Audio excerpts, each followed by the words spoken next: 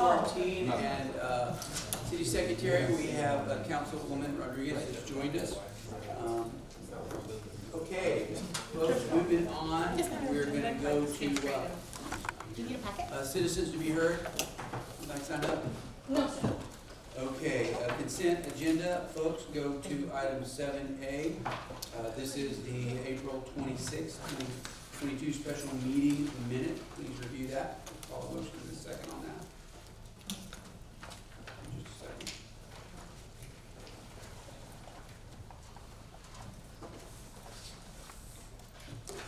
It is a consent agenda, so I'm going to ask for a motion to approve the April 26th, 2022 meeting minutes.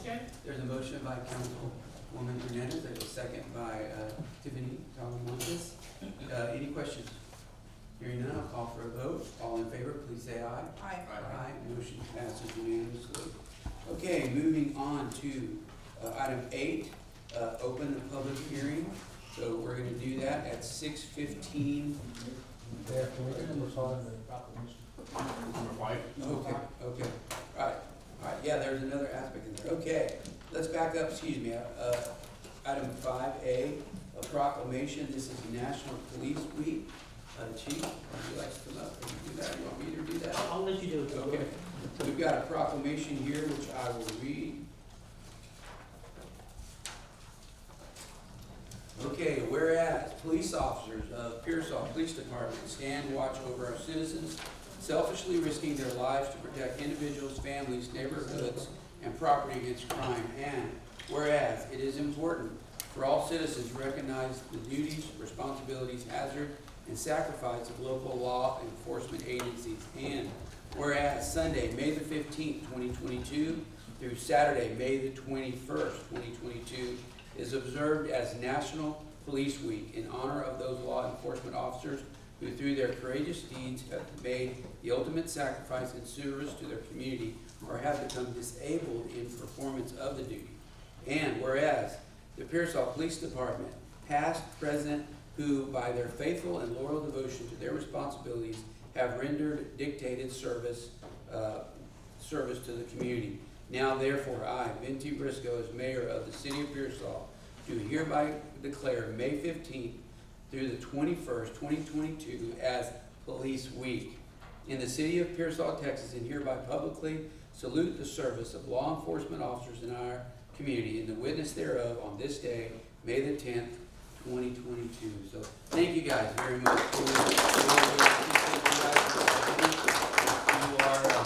You are the thin line between us and chaos. So God bless you. We really, really appreciate it. We can get a quick A quick picture, okay? Ready? 1, 2, 3. One more. 1, 2, 3. Thank you. All right. Unfortunate. Thank you guys very much. Council, just really quick, I just wanted to mention to y'all, we will discuss it probably later on, but there's 2 events that we're gonna have next week. So we'd ask y'all, if y'all have time to, celebrate the police in their week. One is on Wednesday, the 18. and then Friday, but particularly Wednesday, we'll be at the school district, we'll be partnering with the school and with the county to help feed these guys, hopefully for lunch on Wednesday for next week. Thank you. Yeah. Tiffany, did you want to say anything regarding the school event? I don't think I have anything right now. I think pretty much everything Brett said. Very good. All right, thank you. Apologize about getting out of order. Okay, now going to item 8A, open the public hearing on the request for a conditional use permit for Mrs. Samantha Cantu to place a 2022 double wide, 28 by 56 manufactured home. We are now in open session. To allow for a public hearing. Anybody have any comments regarding that? At 6:19. It is what I showed, 6:19. Do you have that? All right, it doesn't look like we have any comment.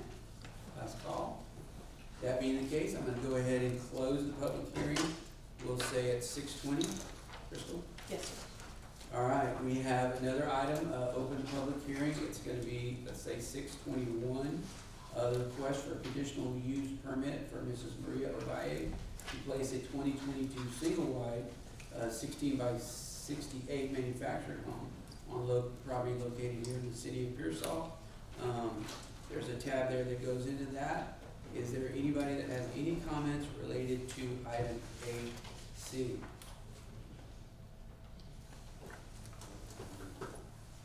Council question. Are these requests on property that's been platted? No, sir, they have not, none of these have provided a plat. None of them. They do have a survey. Correct. They have a survey, but again, they're not what we would, what we define as a plat here in the city, but they are surveyed. So they've subdivided property, with the exception of, is it one or two that have not subdivided? I think there's one. Yeah, that That was actually, not Yeah, subdivided. correct, yes. right. No, both one. Yes, sir. Is there any other questions? All right, any other questions regarding item 8C? All right, at this point, I'm gonna close the public hearing. It is, let's say it's 6:22. All right, we've got one more. Moving on to item E, a conditional use permit for Mr. Matthew Lakey at the place of 2022 single-wide manufactured home on property located inside the city limits of Pearsall. We are open at 6:23. Do I hear any comments regarding the placing of a mobile home? I have a question, Mayor. Yes, Councilwoman Rodriguez. Is that home already placed on the property? Yes, so that's the reason why the P and Z Commission wanted to be subdivided, correctly. There is an existing fence where there is a horse located back there. The owner of the property has agreed to subdivide. Planning and zoning is willing to allow them to place the mobile home. However, it will not be addressed and they will not receive utilities to that property as of yet. But We have that, put a hold on that. that mobile home's already on the property? Well, No. we have a comment. No, that home is not on the property yet. No, It's in Right. holding on on the Oak Creek property. correct. There is an existing home on the property though, an actual stick-built home. So the placement of the mobile home will be in the back of the stick-built home after it is subdivided. That's my question. Okay. I have a further question. Councilman Hernandez. So all these three, the three requests are they're not on platted property, is that correct? Correct, yes, sir. They've all provided surveys, they do not have a plat. So does the city of Pearsall have a plan to get all this in compliance with our policies? Part of the challenge we have, and to answer your question, we would like, my hope is to, when we adopt the comprehensive plan of revised subdivision regulations, to come to a point to where we do, make sure that these properties are platted. And the issue we've had, the one example even for tonight, is there's properties that have been placed, on what we would even consider roads that are, they're not platted, that we provided addresses to. So it's been a challenge, so to break from that, if just somebody just providing a survey as opposed to a plat. And most folks wouldn't even, they don't even understand what the difference is between the two, between a survey and a plat. But there is a difference, and so part of our job as a staff and is making sure that they understand what a plat is. And the council, in my opinion, position is to say, this is what you have to turn in when you wanna subdivide a property whenever you want. For our state, it's really for utilities, is our utilities primarily in drainage, and streets, right? If somebody wants to put in a home, wanna make sure that they have those proper utilities and proper services, and a lot of times that's just not the case. And it's just something that, in my opinion, that's happened historically. In my opinion, I don't think we should continue the practice, but we do need at some point to make revisions to our code of ordinances and hold firm to whatever it is we adopt as far as revisions to the code of ordinances. Because again, over the years, I don't think we can enforce part of the code. Maybe I have confusion sometimes, and the age of some of these regulations, because some of them do date back to the 1950s, 60s, they're really old. We've piecemealed and put things together as far as an ordinance, but we really need to, in my opinion, just do a complete rewrite of some of these things and make sure that we, we're willing and able to enforce and implement some of this stuff. So with all that in mind, I think what I'm trying to refer to, that it seems like the majority of the requests that come in are for unplatted, properties. And so, it's hard to just make a decision on spur of the moment on something like that. So what I would ask as a council member, is that we come up with a plan to accommodate what has already been allowed Yes, sir. and to accommodate those, new, requests that are gonna be, allowed or have been allowed, or maybe even allowed tonight. Because somewhere down the road, I mean, it's not going to be, anywhere near where we want it. Yes. And we just cannot have policies in place if we're not gonna be able to adhere to them. So I think, I'm on my way out, but I think it's pertinent on the city to really think on it and come up with a plan as to how to be inclusive of some of the properties we've already approved of and other, properties that are currently asking for requests. People are asking for a place to live, and that's understandable. But we also have policies in place, so we need to revise the policies or figure it out. Bottom line. Freddie, isn't this gonna be addressed in our comprehensive master plan? Part of the comprehensive plan, we had a meeting on Thursday with the folks that are working on that. Part of it is gonna be revisions to, an overhaul of some of these regulations. And where you get your planning process is through or the planning, where that's discussed is in the subdivision regulations, which I think is chapter 38 of our code of ordinances. And on that, what I would prefer is to have something simple, yet enforceable, and we're not having to, and again, I don't know if we can accomplish what we're gonna try, and something that we can all understand and we can explain to the public, and there's not, a whole bunch of minutia when it comes to trying to tell people some of the things that they need to build a home.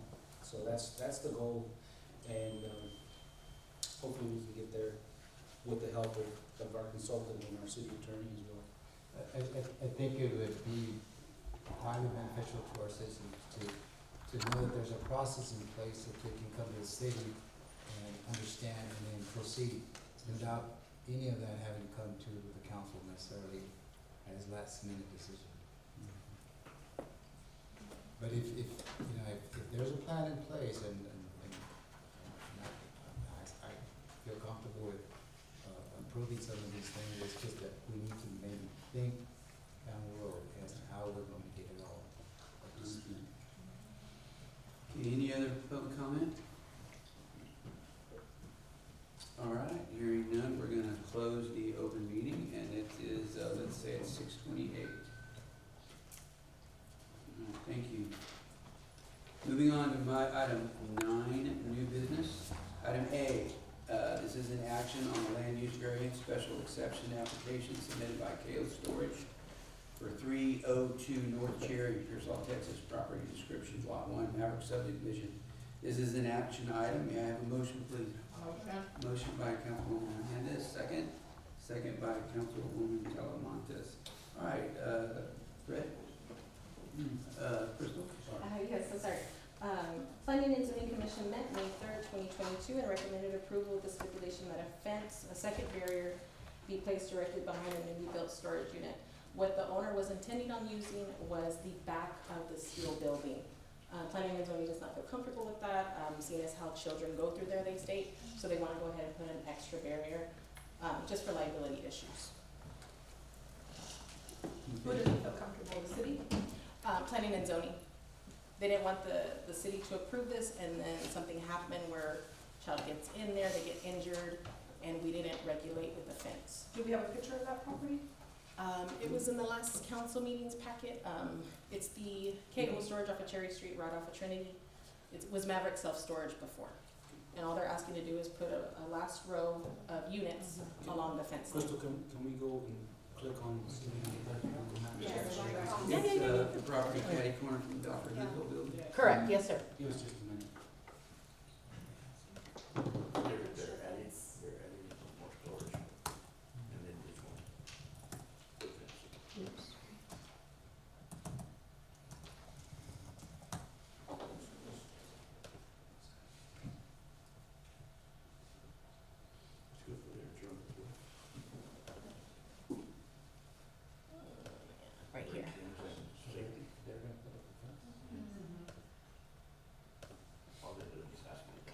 So you'll see the end of the slab is right here. This is where the owner is proposing to place the next storage units. The existing fence is right here. He intends on removing that fence to go ahead and install Where's the the. city easement on that? Cause I know we had an issue with another property where they were trying to build a driveway all the way to the line of the fence, but the city easement was there and they were not allowed to build on it. It's the railroad track, right? The Yes, railroad. correct. That would be railroad. Yes, the Okay. railroad's right here. And that would be the railroad. So they would not be Okay, that's not a street. encroaching Okay. into the railroad. railroad commission's property. No, they would not. They'd be right on their property line.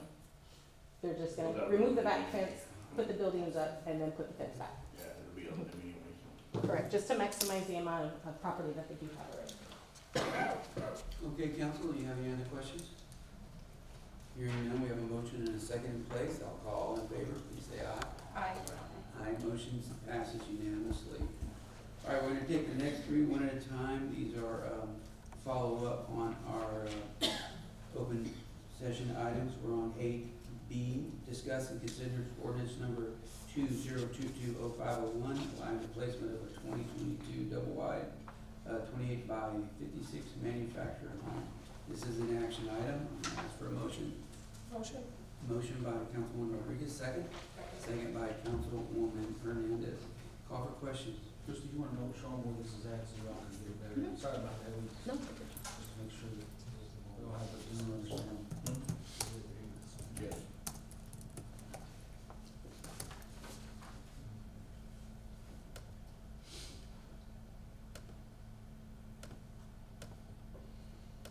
Oh, I zoomed in too much, I apologize. Okay, so we are right here. This is where Ms. Sanfantu is wanting to place her mobile home. This tract right here has now been split up into 3 different properties. So hers would be right here. She has obtained an easement along this brush lane right here. Her water services will come from Athol. Her sewer will be coming from the alleyway, right here behind Nevada Street, behind the apartments. She will have an Athol address. Correct. But again, that.